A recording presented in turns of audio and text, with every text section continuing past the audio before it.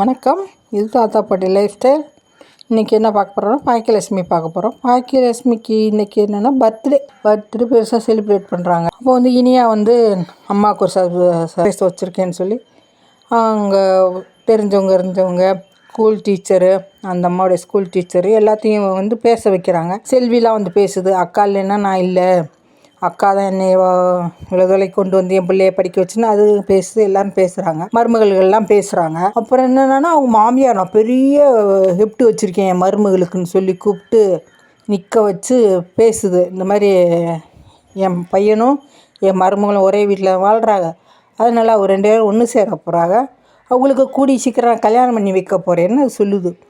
சொன்னவொடனே பாக்கியாவுக்கு பயங்கர கோவம் வந்துடுது. எல்லோரும் கை தட்டுறாங்க, சந்தோஷப்படுறாங்க. ஆனால் பாக்கியாவுக்கு பயங்கர கோவம். அந்த பக்கம் ராதிகா அப்படியே ஒரு மாதிரி முறைச்சி பார்த்துட்டு உட்காந்துருக்காப்ப.